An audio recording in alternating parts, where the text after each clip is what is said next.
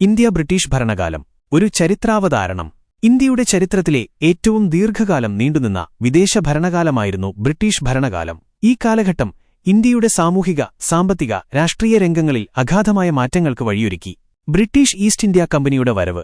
17ാം നൂറ്റാണ്ടിൽ വ്യാപാര ആവശ്യങ്ങൾക്കായി ഇന്ത്യയിലെത്തിയ ബ്രിട്ടീഷ് ഈസ്റ്റ് ഇന്ത്യാ കമ്പനി പിന്നീട് രാഷ്ട്രീയ ശക്തിയായി മാറി. പ്ലാസി യുദ്ധം, 1757 പോലുള്ള സംഭവങ്ങൾ കമ്പനിയുടെ സ്വാധീനം വർദ്ധിപ്പിച്ചു.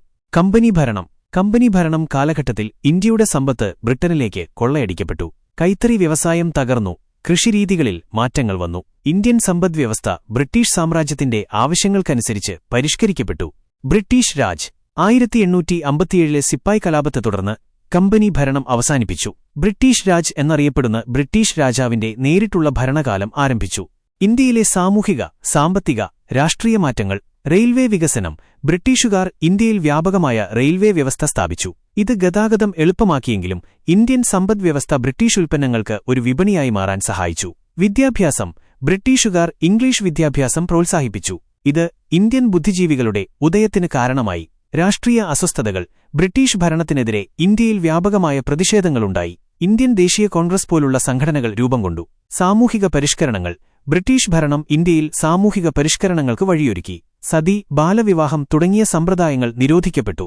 സ്വാതന്ത്ര്യസമരവും. സ്വാതന്ത്ര്യം. ഗാന്ധിജിയുടെ നേതൃത്വത്തിൽ ഇന്ത്യൻ സ്വാതന്ത്ര്യസമരം ശക്തിപ്പെട്ടു. അക്രമരഹിത സമരം, സത്യാഗ്രഹം തുടങ്ങിയ മാർഗങ്ങളിലൂടെ ബ്രിട്ടീഷുകാരെ ഇന്ത്യ വിടാൻ നിർബന്ധിച്ചു. 1947 ഓഗസ്റ്റ് 15 ഇന്ത്യക്ക് സ്വാതന്ത്ര്യം ലഭിച്ചു. ബ്രിട്ടീഷ് ഭരണത്തിന്റെ പോസിറ്റീവ്, നെഗറ്റീവ് ഫലങ്ങൾ.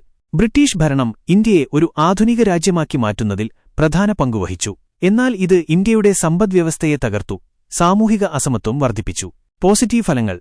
റെയിൽവേ വികസനം, വിദ്യാഭ്യാസം, സാമൂഹിക പരിഷ്കരണങ്ങൾ. നെഗറ്റീവ് ഫലങ്ങൾ. സമ്പത്ത് കൊള്ളയടിക്കൽ, കൈത്തറി വ്യവസായത്തിന്റെ തകർച്ച, സാമൂഹിക അസമത്വം.